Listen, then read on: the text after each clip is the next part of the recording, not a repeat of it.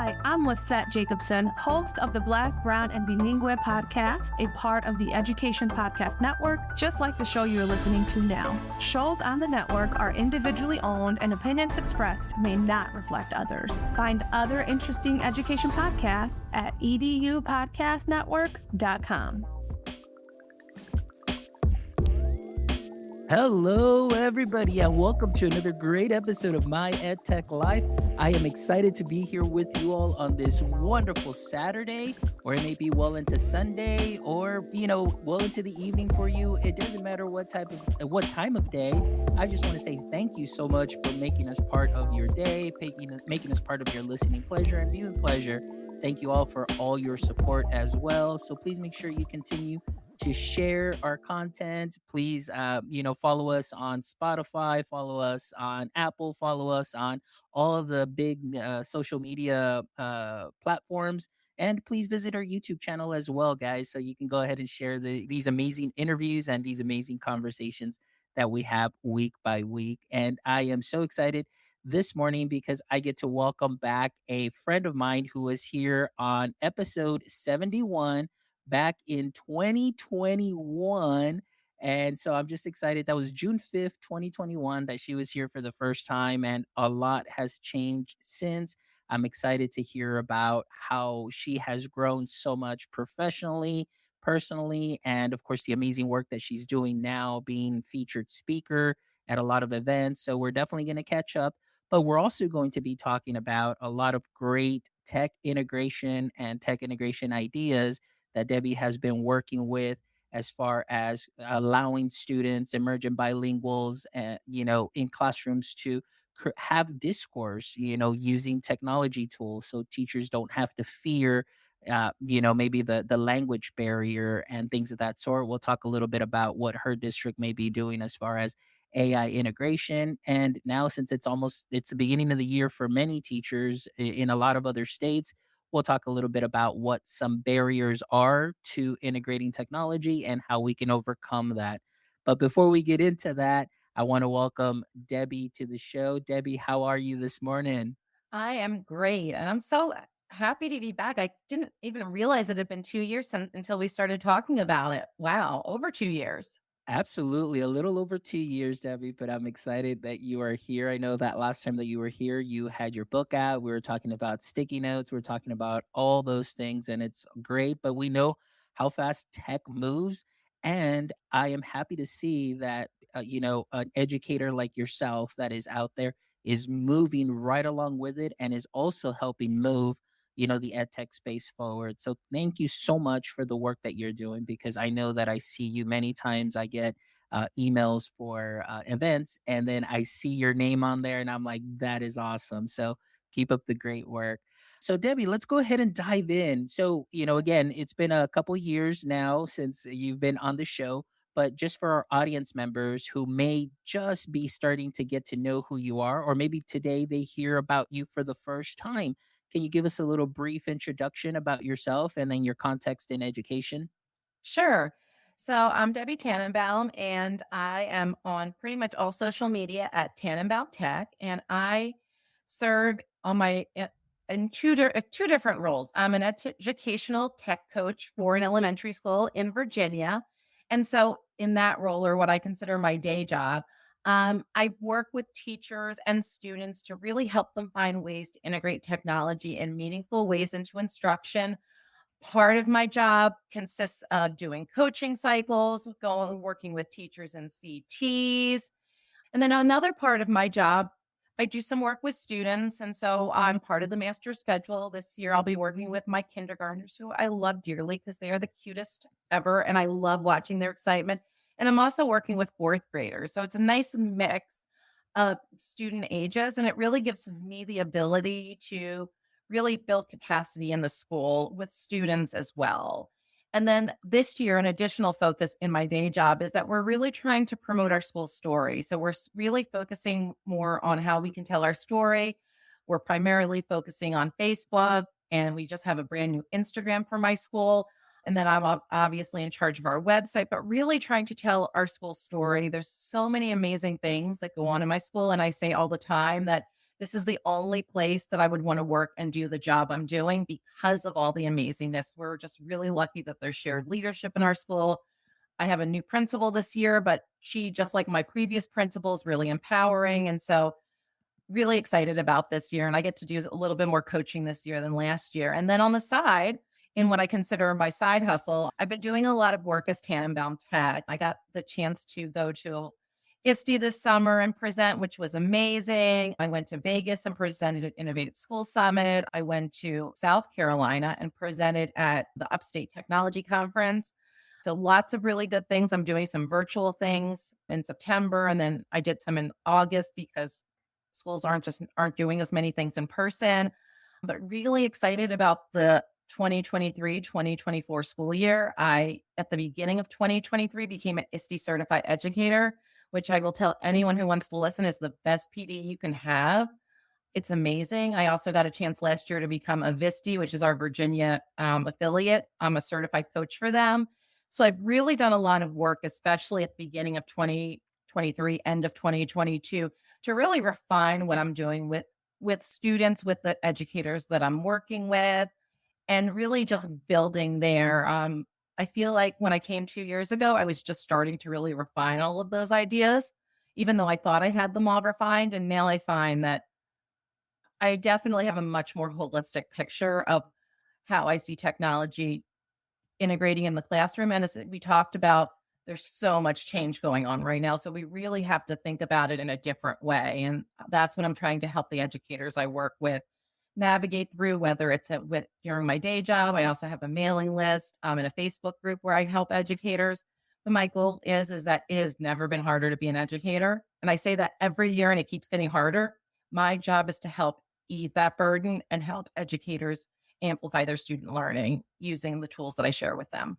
I love that. Amplifying student learning. And with everything that you've done, I mean, since 2021 and everything that you've described, it definitely knew that that was going to happen with just the drive that you have and the passion that you have for sharing education and the experience that you have and bringing that to the education conferences and meeting new people and connecting with new people and really making a difference and just sharing those little nuggets that they can sprinkle onto what they are already doing Absolutely. great and improving those things. So I am happy to hear about all the great updates that you have shared as far as your campus is concerned. I love the idea of your campus story. It really nowadays it's you really have to sell yourself. It's that marketing component and sharing your story and the great things that you're doing is definitely a great way to build community and have that community that you already have around you continue to support your cause and continue to support that school. So that's wonderful. Absolutely love that. Kudos to your leadership too as well that they continue to empower you and empower the staff as well as you continue a new school year. And also the work that you did personally with being an ISTE certified educator, be doing VISTE and visiting so many other conferences. And again, like I mentioned, sharing these nuggets. So that is wonderful. So there's definitely a lot to talk about today. And I'm really Okay. excited to have you here because this coming Monday, August 21st, will be the first day of school. And I know, as you know, for a lot of educators, the first day of school, you get the Sunday scaries at the beginning. Then it's Monday. And as the year goes by, you're you know, kind of treading water sometimes, because there's so much that happens. But today I want to talk a little bit about the work that you do and and maybe some of the bits and pieces of conferences that you share where we can kind of put some educators at ease and maybe giving them some practical tips on how to integrate some technology. So I want to ask you first and foremost, through your experience since the last maybe, 2 years that you were here in 2021, what have been some of the most common challenges that you hear educators are facing when integrating some of the tech in their classrooms? I hear a lot of challenges about time specifically. Teachers are very conscious of time. I'm not sure what it's like where you are, but where I am, we suddenly made a huge change last year and started teaching the science of reading. And that has taken a lot of time from our teachers because it was brand new for them. A lot of our teachers hadn't done word study before and had to suddenly dig deep into a whole different way of teaching something that they had been teaching one way for their whole lives. And so a lot of times when I went to some teachers and I was like, well, let me show you how we could use this to help with this, they were like, well, I don't have time for that. or I'm no good at technology. I know you've probably heard these as well. And so a lot of fear around using some of these tools because in their mind, they see technology in the classroom as something very different than using technology in their everyday lives. They might have an Apple Watch, they might have an iPhone, they might have any of those devices and they use them seamlessly and they don't even think about it anymore. But when it comes to putting computers out in front of students, there's a fear. There's a fear that I can't do it, that my students are going to do something wrong, that I'm going to get in trouble for it. And so a lot of what I've been finding is that my job is to ease that fear, to take that barrier away. And that's why I've been doing so much work with coaching and co-teaching because having a second person in the room to kind of metaphorically hold your hand is a great way to break down those barriers. I've also noticed I had some teachers who were just intimidated about even starting with the students and co-teaching. And I had two teachers last year who came up to me so vulnerable and so beautifully and said, I can't learn with my students first. Can we meet after school so I can learn with you first and then I can learn with my students a second time? And that was such a valuable lesson for me because we all learn differently. We talk about universal design for learning for our students, but sometimes we forget that our teachers need it as well. And so I was able to meet with those teachers every other week, and every time we met, we worked and designed something. And then I either if they wanted me to, I would come in and support it, and if they didn't, they would do it, and then we would meet again to reflect on it. And so everybody needs something different. And as I've been doing more with coaching cycles, really figuring out, well, what is the pain point that we need to work on for you? And what is the best way for us to help you with that? It's not a one size fits all. And so many times you'll do a session where it's after school or at a conference and and you don't try to do it that way, but you have a limited amount of time. So you do that one size fits all. Really try to give my teachers exactly what I feel like they need. And that is not the same for everybody. I might have one teacher who really needs to understand how to use a tech tool to help their students with math. And I might have another teacher who's like, well, math I'm good at. I've got this, but I have no idea what to do when it comes to research. So really being targeted with that. One of the things I did last year is I went to classrooms every month. This year, I'm not going to do that. This year, I'm going to make 6 week cycles. And I'm going to say to my teachers during this 6 week cycle, we're going to meet, we're going to determine what our focus is, and then we're going to practice it. And when you feel like you've mastered it, if there's still time, we'll go to a second focus. But I'm not going to spend once a month with my teachers, but instead, I'm going to give them targeted support throughout the year. And so if I work with one set first grade teacher, then the next 6 weeks, I'm working with another first grade teacher, and everyone's benefiting. And also being in those CTs to put those nuggets in as well. But really building, that and giving our teachers customized support, I think is so important this year. Absolutely. And I love what you said. Oftentimes, and again, I did a training yesterday with school nurses and they're implementing Ed Puzzle. So it was great because they created the Google Classrooms where they're going to go ahead and put in the school staff in there, and then they upload videos that need to be watched specifically for specific groups of teachers. And like you mentioned, you can do the overview and the overarching goal. Here we are together. But I know, and I let them know, I said, look, if you don't have any questions, it's okay. He said, but here's my extension, and I'm Absolutely. created some additional resources for you because oftentimes, like you mentioned, it's the time. It's just you feel intimidated because it's like, you've got some people that are a little bit better with the tech than you are, and it's something that's new. So we have to take those things into consideration. And we know that we do that for our students, but oftentimes we oversee that, and overlook that. I said for our Absolutely. teachers. But I love the way that you are breaking this up as far as your cycles are concerned and having those goals for your teachers. That is amazing. And so tell me a little bit about that as far as the ideation behind that, because we may have not only teachers that are in the classroom, but Mhm. we may also have tech coaches or in a similar role to you. What are some ideas for them to help them overcome some of these barriers when working with teachers? So I think a lot of it's as just like with our students, it's all about relationships. And this is my second year in this building, but it's my 6th year as a tech coach in this role in this district. And so I spent a lot of time last year just building those relationships. And for some teachers who are our early adapters, they were willing to jump right in. And I was in their classrooms at the end of September.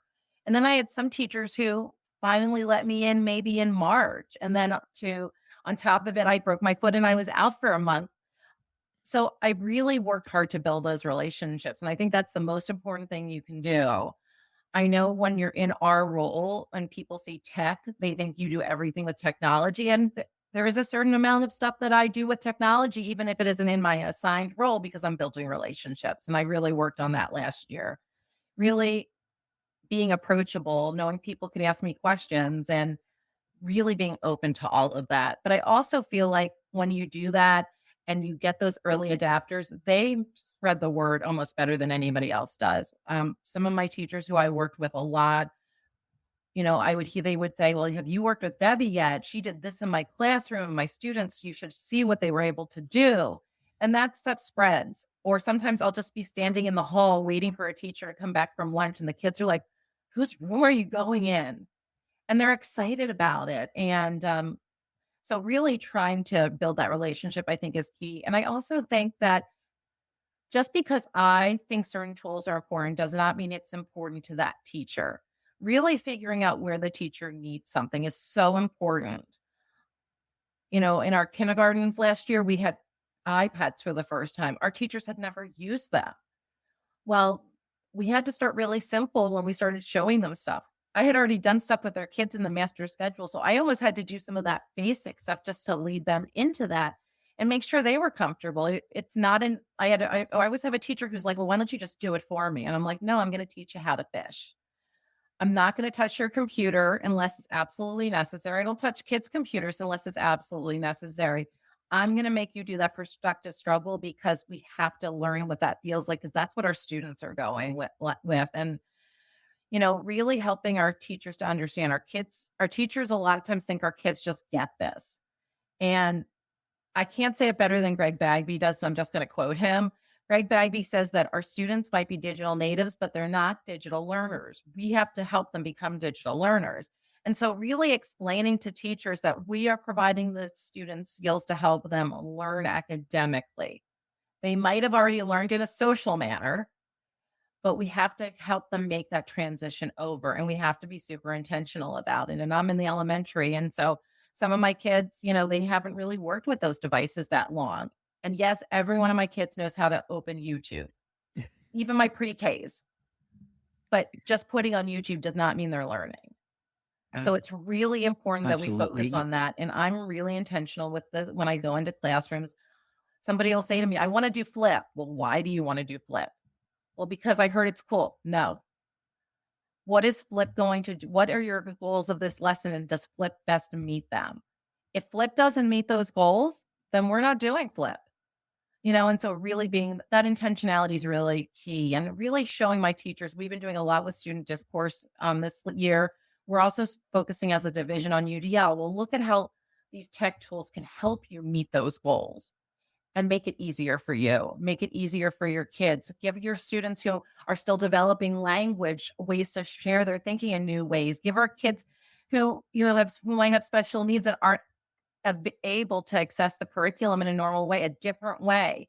We're really being strategic with that. And I think that when you're strategic about that and there's intentionality, it's not just, oh, this is another thing on my plate, but this is a way to make my plate essentially healthier. I love that. I love everything that you said there. So, one of the things that I want to kind of segue into that you mentioned right now towards the end is also how our students are learning. We have emergent bilingual students that are coming in, and they're pretty much in every school district. You will find a group of emergent bilingual students that are coming in at different age levels.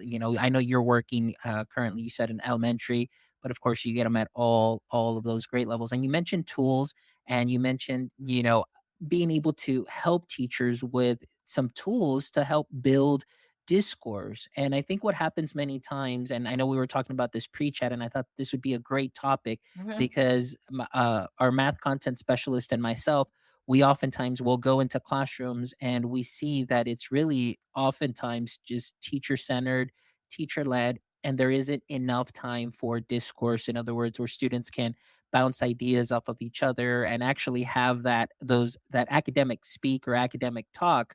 And oftentimes, and like you mentioned earlier, we it was very well said when you said, yeah, just when you think that you could do like a think, pair, share, that's not discourse. Right. It's really, you got to go in deeper. So my question to you is how are you helping your teachers that have emergent bilinguals coming into class to allow them to express themselves and to share the learning that is being had, although it may not be in the same language? Absolutely. And I'm super fortunate. I work in a school that right now 40% of our students are language minority, which means they speak another language besides English in their house.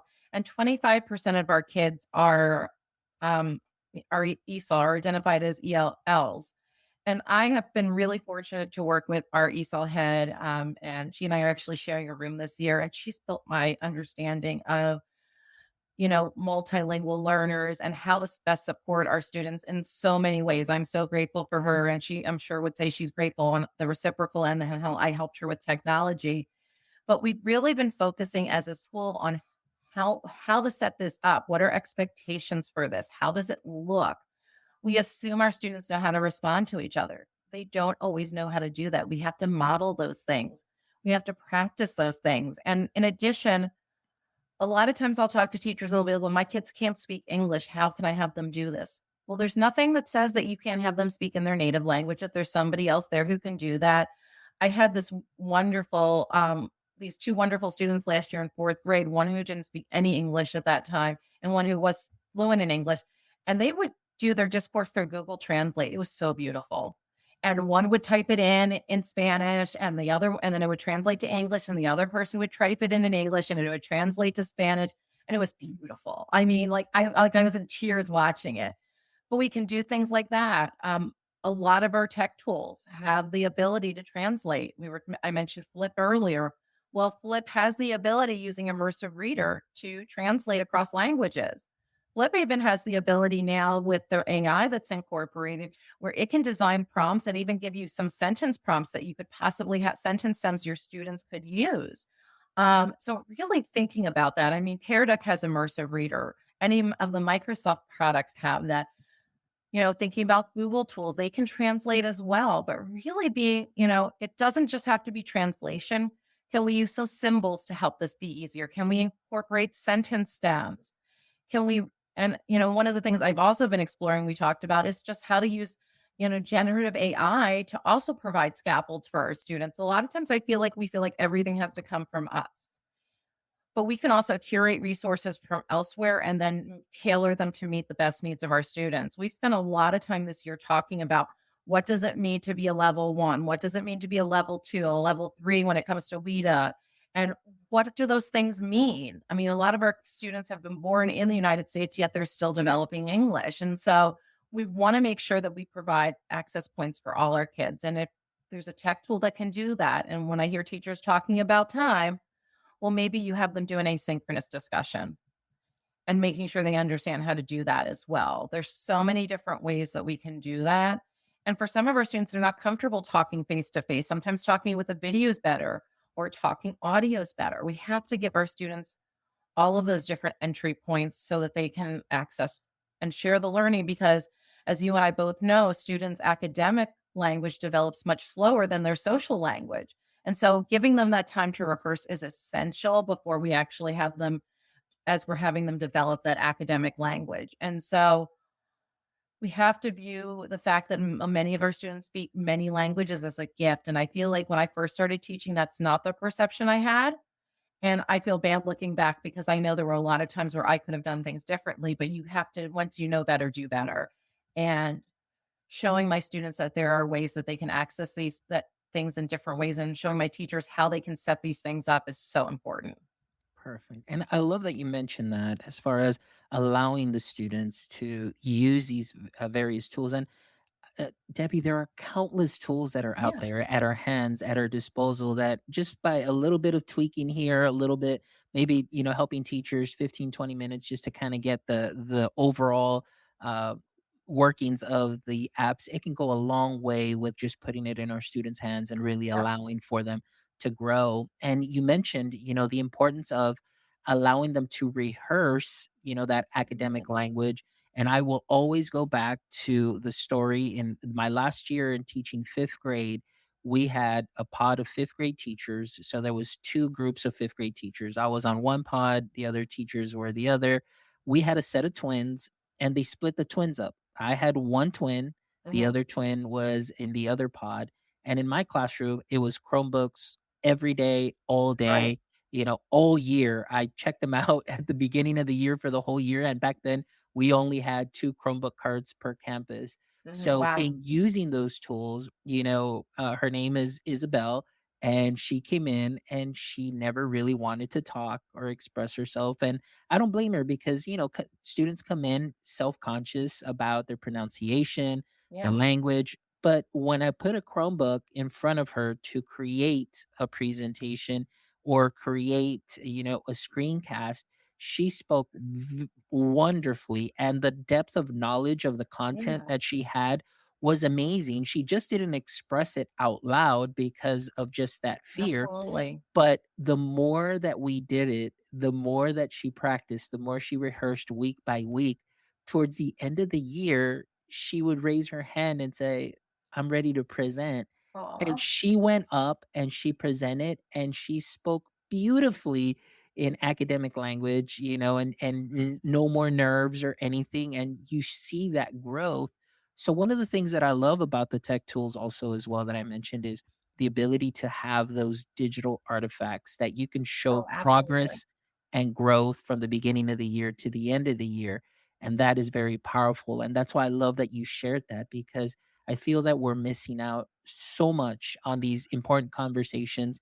And also knowing that although there may be a language barrier thanks to the tech, that doesn't have to be an issue in the classroom. It may take a little bit of time to get adjusted based on the tool that you're going to be Yeah. using, but after that, I mean, the students will definitely get the hang of it. So I absolutely love that. So now I want to ask you, with your experience, I know you mentioned, Flip, you mentioned Immersive Reader, Microsoft, and so on.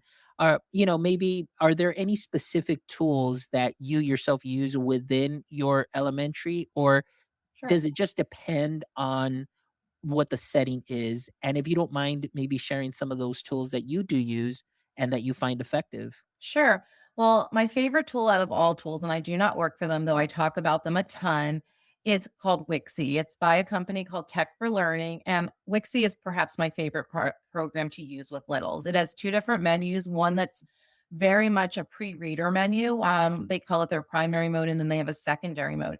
It's all visual. You do not need to be able to read, you don't need to be able to speak the language, read the language. Everything is visual. And I can teach my students to say, okay, this is what image looks like. And every time they see image, they know what that looks like. I actually play icon bingo with my students at the beginning of the year before they get their devices because I want them to be automatic with that. And there's like nine, icons I feel like are essential, but this program has them and they actually even have them included in their library. So I don't even have to go look for them. But this program allows our students to make videos, to do audio, to draw, to use images, to do text, including speech to text and text to speech. And now it has this new thing called a walkie, not a walkie, excuse me, a talkie, which is an image where they can input their voice in and it talks. It's animated. It's so cute. And I love it because it has all of those things in one thing. When I look for programs that I really recommend for my students, I talk about something I call my three C's of creation. And it has to have lots of choice, building in that universal design for learning. There's not just one way to share. I love it when they're collaborative. And I teach my students very intentionally how to collaborate. We have colored things where one student is red and one is blue, and then they react to each other. A lot of times we view collaboration as being scary, but in kindergarten, collaboration is I share my ideas with others. And then I love the fact that they have those symbols, that it's clickable. So Wixie is one of my favorites. If you're interested in learning more about that, Wixie gives me a year to give away. So send me a DM or email me. So that's one of my favorites. I also really love Book Creator. Book Creator is another great one for a lot of those same reasons. Very visual, very easy to use, allows students to share in all of those ways.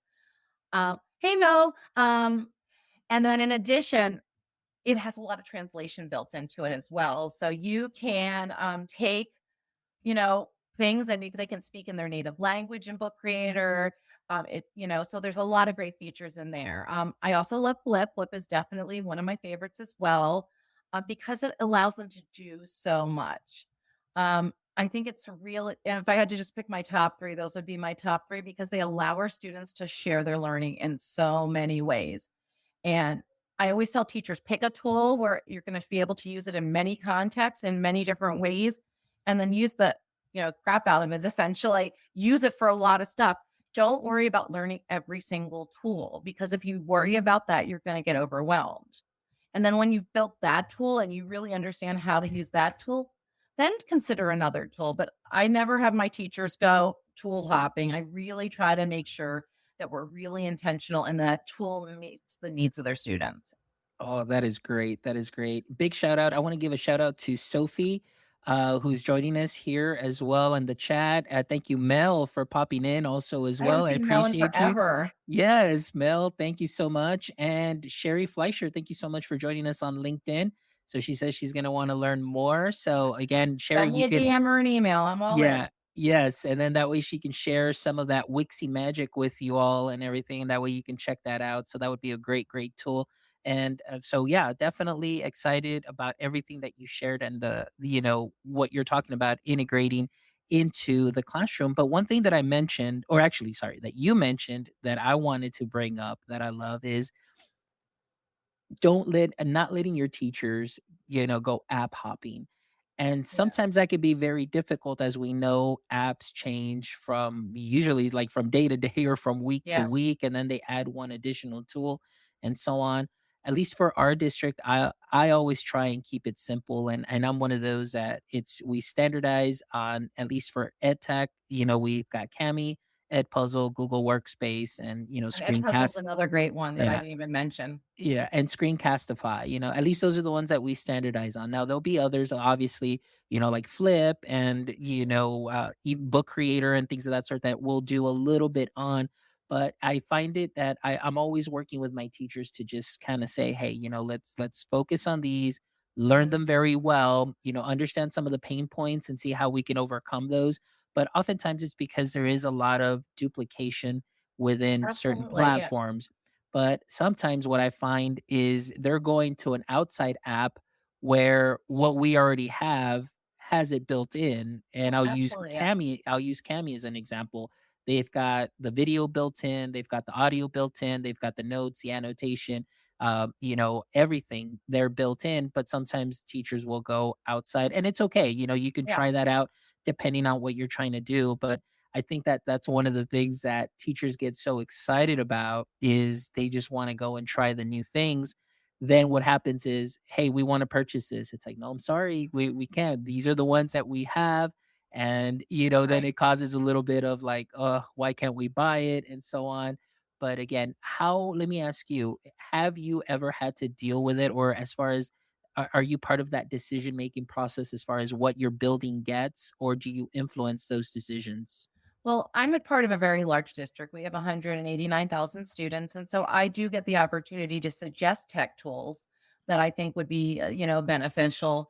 But as far as what goes on in my building, I definitely have been really strategic with my teachers on focusing on ones that I feel like are super powerful. Last year we did a session just about how to get our students to collaborate more. And during that session, I talked about things like Wixie, I talked about Flip, I talked about Flashcard Factory, which is part of Pear Deck. And I really tried to focus on specific tools that can be super powerful. I tell my teachers that I will never give you a tool to use that has one type of use.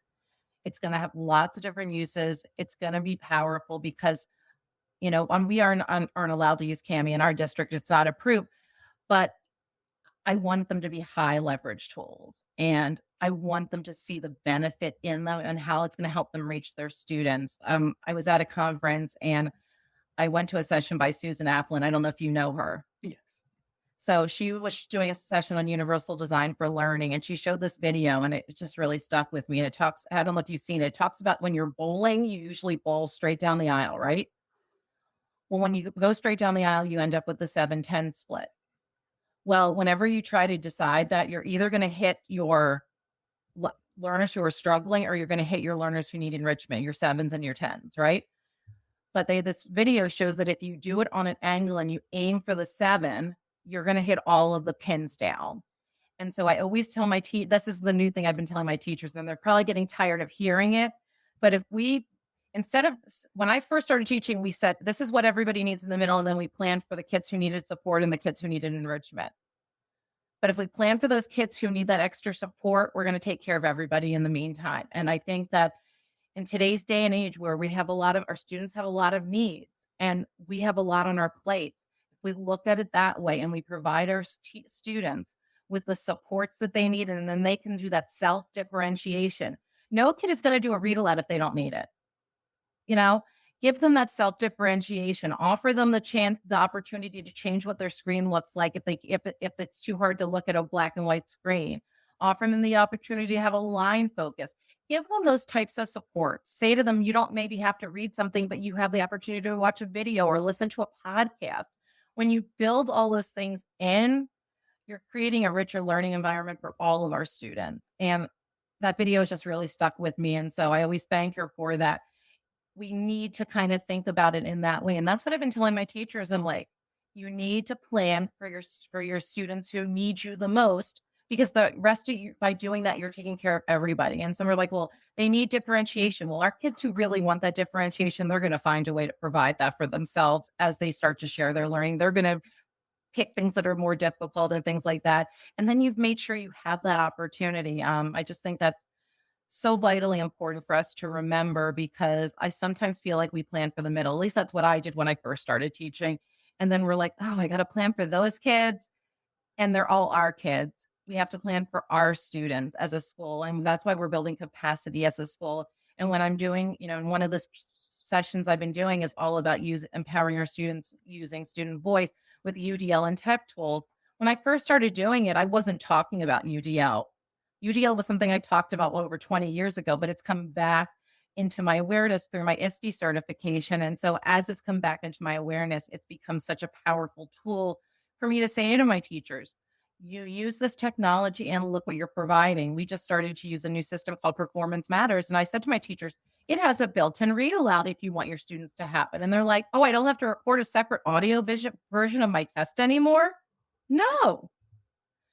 And so really seeing how that technology can benefit them, make them more efficient, give them data that they can use to then plan and figure out what those next steps are.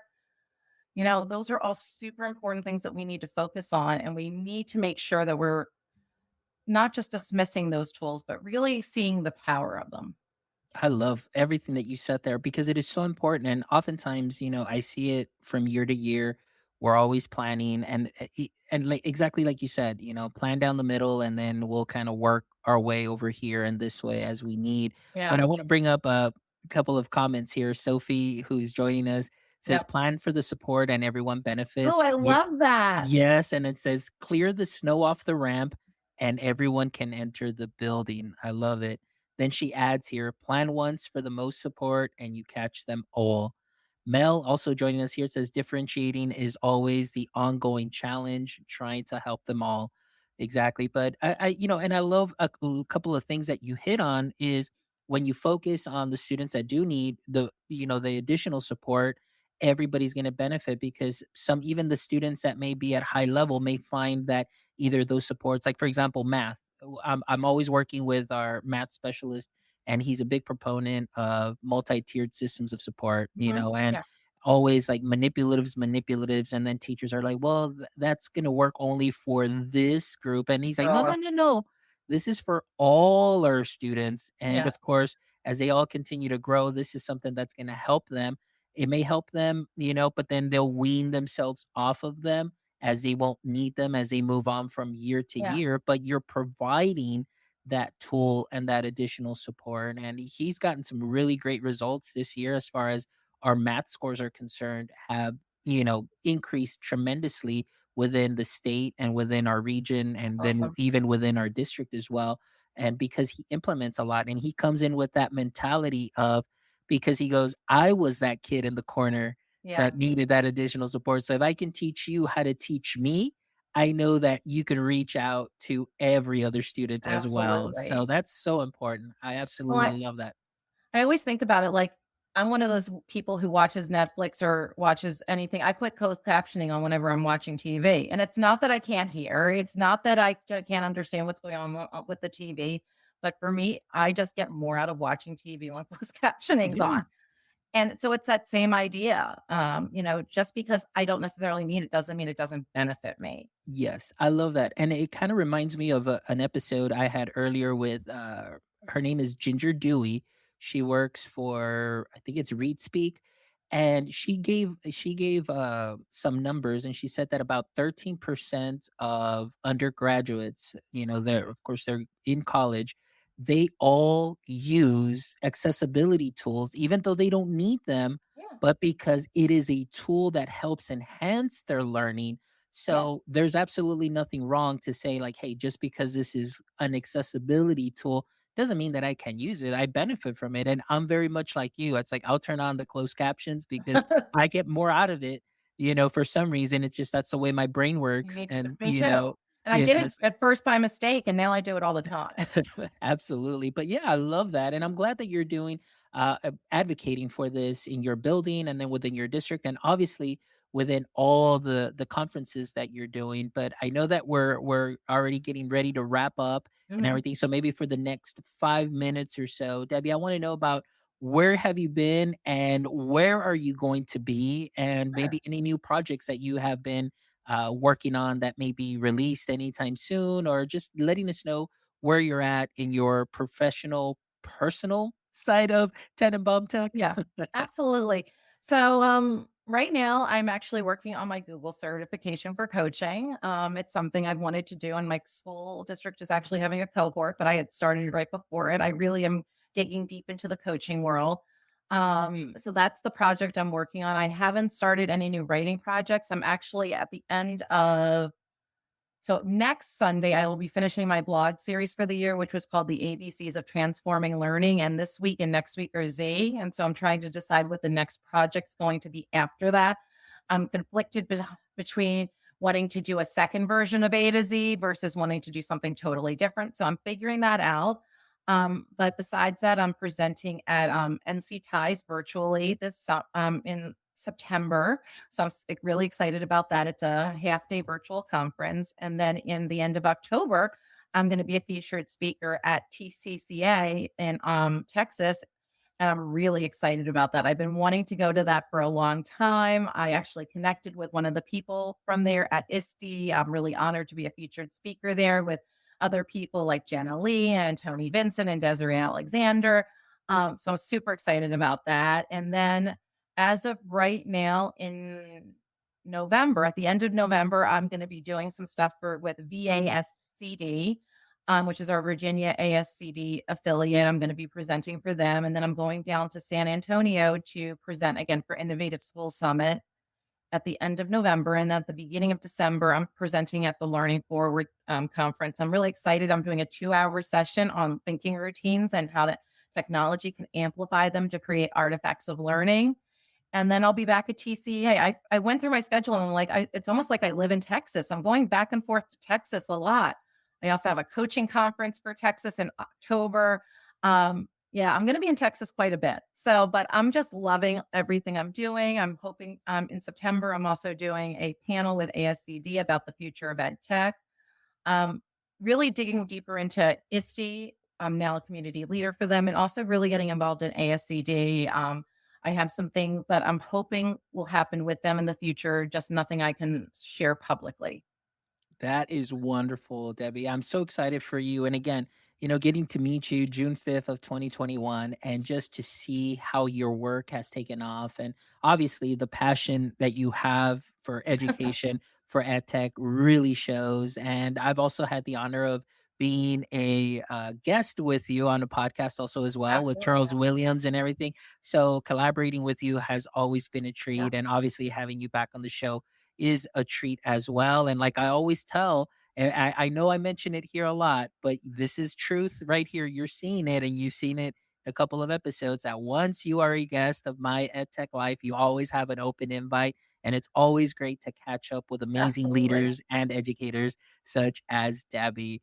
All right. Well, Debbie, we're going to go into our last segment. But before we go into our last segment, I just want to let everybody know that our last segment here with our three questions is being sponsored by Alongside Care. So make sure you check out their website, alongside.care. And alongside.care is an edtech platform that is device agnostic, that can offer mental health support and personalized mental health support for students. And it offers that tier one support without overwhelming counselors or overwhelming teachers. It is a great app that the students can open up, and they can go ahead and use the chatbot to type in what it is that they may be needing, and it'll offer some actionable feedback like showing videos, some breathing exercises, some journaling, and also just to get that real time, just in time support before they get to the counselor or the teacher and so on. And I think that it is a game changer, especially for many students within that community that may not have the means to, help the students. This is a great alternative to Mhm. help them get that tier one support and then get that help that they need. So thank you. Big shout out to Alongside Care. All right. Last three questions. Here we go, Debbie. So Okay, I'm ready. question number one. As we know, kryptonite is what weakens Superman. So I want to ask you right now, in the current state of education, what would you say is your current edu kryptonite? Time. There's so many things I wanna do. There's so many people I wanna be able to help, and, time is a finite resource. I've really been trying to do a better job since I broke my foot of taking care of myself. I'm much more intentional with my exercise and my nutrition, which has served many benefits, and, I've lost a bunch of weight in the last 4 months, and I'm healthier. But, you know, this past week, 14,000 steps, 12,000 steps. There's a lot to do. And, I'm one of those people who, if I could, I would probably work all the time. And I really need to set time and boundaries so that I can take care of myself. Because for a while I wasn't taking care of myself. And now that I am, I've really been prioritizing that. That is good. Good to hear, Debbie. And again, we definitely, I know I want you to take care of yourself. That way I can see you at all these conferences.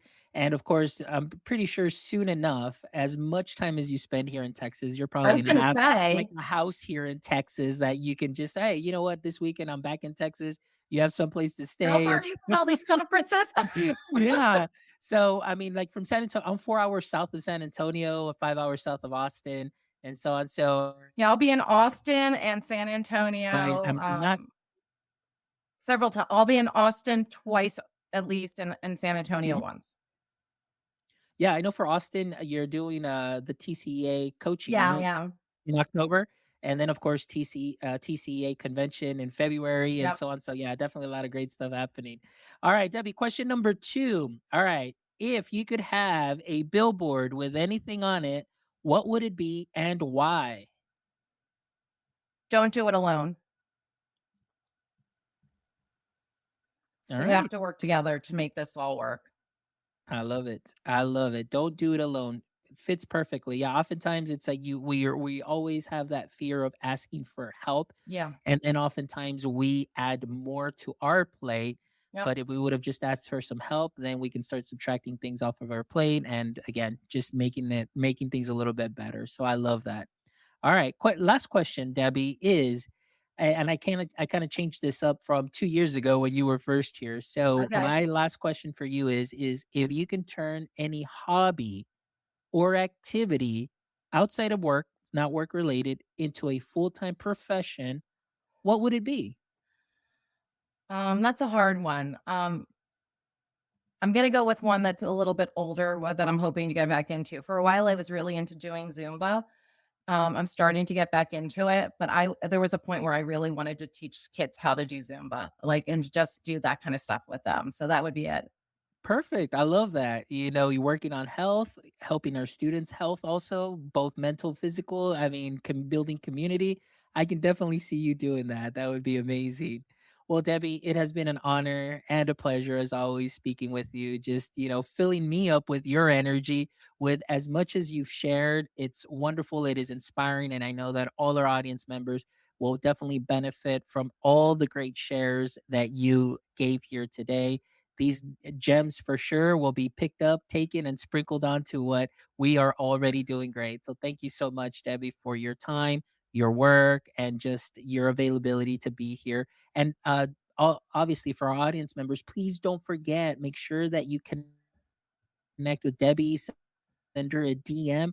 If you're interested in learning more about Wixie, please contact her. That way she can kind of give you the lowdown, may get that access and see what it might do for your students. And I'm sure that if you have some questions on that, I'm sure Debbie already has blogs on Wixie Yes, I that you do. can go ahead and follow and resources.